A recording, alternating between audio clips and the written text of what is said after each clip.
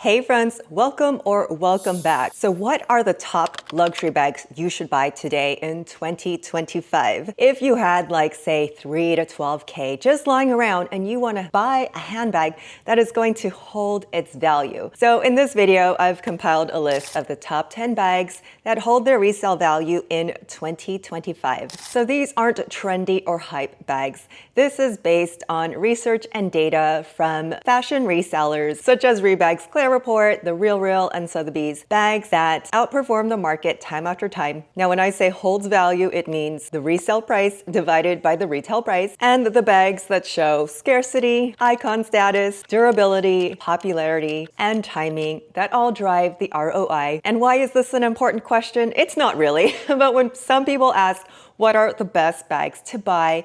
This is why. Now, a huge factor that is going to determine the resale value of the bag is going to be the condition. So if you're thinking of using the bag and then reselling, that is a whole nother story. You might not get a return on your investment at all. So watch this video and choose wisely. Now, before I start the list, I'm going to share my bag of the day, which is my denim Speedy. Very trendy. Do not expect this to resell for high, but I wanted to show off because I styled her so cute with the bandeau, and this chain I actually grabbed from another bag in mixy matchy, and I got the cherries, which was a, you know, it's a cheap knockoff charm from somewhere, but I thought it was cute with the bag. And the Speedy she has her little organizer inside. Otherwise, the Speedy for me is very hard to use because it's one big pit, but I wanted to share that with my outfit here, that I have my Ted Baker jumper with this really cute 𝐦𝐝 sweater, perfect for fall in Southern California. So the first on the list is the Celine Triomphe. I personally do not like this bag. When I see her, I'm just like, boring. This is what everyone has chosen as their quiet luxury pick, the Celine brand, because it's understated and everybody knows this big logo, which serves as the buckle for the bag. It's minimal, it's recognizable, it's a good quality leather. It's like kind of the bag that can go with anything, any age, anyone. Of course, make sure you're buying it in black or neutral. The next on the list, now this is a newer brand, so I would be curious about how it resells in the years coming, but it is the Row Park Tote. It is a tote. There's nothing super special about this bag, but the Olsen twins have built a cult following with the Row. If you have seen the latest frenzy over the Row sample sale, their bags are super popular, always sold out, and super sought after. By the way, that is one of the many tricks that luxury brands tend to use, is the scarcity of the bag, which drives the resale value higher, of course. Now, I have to show my affordable option for a tote bag if you're just looking for a north-south tote bag. This is the Suede Shopper by Madewell, and it is reversible.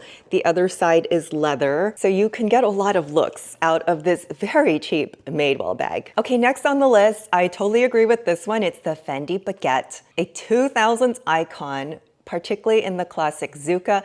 I was looking at this bag a while ago when it was reselling for $600 because I knew it was going to be back in the market all over again. So you could buy a brand new one, but as I always suggest, find one vintage and it's going to be better made. If you still can. Honestly, the ones that I have seen vintage have been pretty beat up by their previous users. But she was popular in the Sex and the City days, and here she is back again. Definitely a classic shape and classic logo, that 𝐬𝐮𝐬𝐫𝐢 logo that everyone recognizes, neutral color, and the sequin seems to be very popular as well, but I would go with the classic 𝐬𝐮𝐬𝐫𝐢 neutral color in this. Now, a bag that is not as common is the Goyard St. Louis or the Anjou, and I do not like this bag at all. I have never gravitated toward Goyard, but this bag is a status symbol for the ultra wealthy. Oh, we're tired of Louis, we're gonna go for Goyard now. Because this bag isn't as widely distributed as a Louis Vuitton, it does seem to be desirable.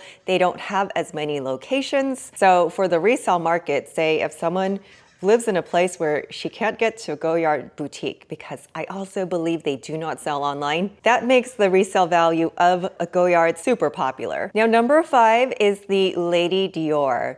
I borrowed this bag once, and I personally am not a fan. I am a fan of Lady Diana, who this bag was made for, but I just do not like the boxiness and the very large handles. It's a very heavy bag, the Lady Dior.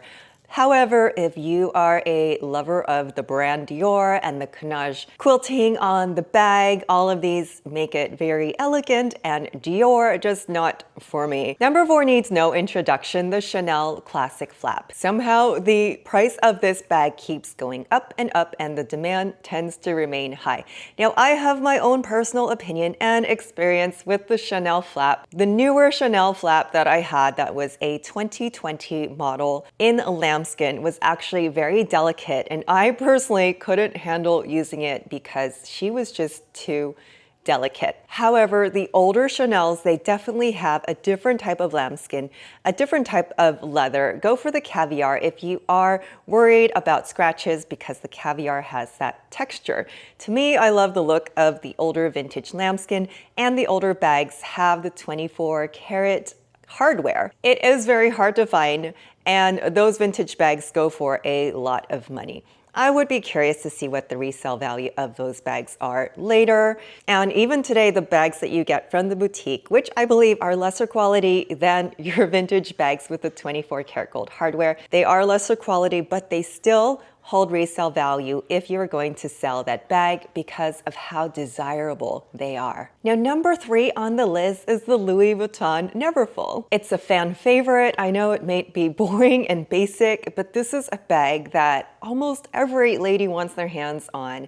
So in the resale market, you can take it to a consignment and they most likely will accept it because it is a common bag. It is a useful bag. It is your everyday type of bag. Now, as a stylist and fashionista, I am going to throw in the Speedy just because for me, that is the classic Louis Vuitton bag, and it is another icon piece that if you are a handbag lover, the Speedy is always going to be in demand, particularly in the canvas, in the monogram, and that is something that if you do sell to a consignment shop, a first-time buyer might be out there looking for her first Speedy. So I do believe that is a bag that maybe doesn't retain its value, but you will be able to resell. Now, number 2 and number 1, of course, is going to be Hermes. In this order, first the Kelly and then the Birkin. Okay, these are bags that I think in this market are always going to be sought after because of the scarcity. You can't just walk into Hermes and say, hey, I want a Kelly, hey, I want a Birkin. You've got to do the whole game where you buy all the auxiliary things before they actually let you buy a Kelly or a Birkin. And these do very, very well on the resale market. However, I will say on almost every consignment shop and reseller, they have a huge inventory of Birkins. So I would question the scarcity of it. Some people like that boutique experience of going in and getting a brand new bag. But if you want to skip and save thousands, go to the consignment store. And trust me, friends, I have seen people straight from the Hermes boutique pop into the consignment store selling their mini Kellys right away, like so fresh the ink hasn't even dried from the receipt. Now, if you get to that status of Hermes, that is what people actually do when they're offered a quota bag. Now, here are some rules to maximize your ROI. Like I said, don't use the bag. Don't expect to use the bag and then resell it. So people do this many times with, I guess, trendy bags that are not on the list, like a Pochette Métis, for example. It does still have a resale value, but if you use the bag, it's just like driving a car. It's going to go down because of wear and tear. I know boring colors, beige, brown, and black are the neutral colors that are going to sell. So if you're buying bright pink bag. I mean, I love bright pink bags, but it's probably going to be much harder to resell on the market. And then you want to save as many materials as possible, such as, does it have a crossbody strap? You want to save the box, receipt, and the dust bag and all that good stuff if you do intend to resell. Now, these bags on the list can preserve their value. They can be resold, but remember, your bags, they are just fashion accessories. This is not going to be your retirement account. It's not going to be your children's investments for college. So make sure that you have that money put away for your investments for your child's college before you go in on handbags, because people are very disappointed that you most likely will not get your return out of a regular luxury bag. Even though it's luxury, even though it's Louis or Hermes, you have to find a buyer, and that could be very difficult and specific at times. So stay tuned and don't forget to like and subscribe. My next video will be about how to resell a luxury bag and the things to look for when you are buying a consigned or used pre-loved luxury bag. Thank you so much for joining. I'll see you soon. Bye.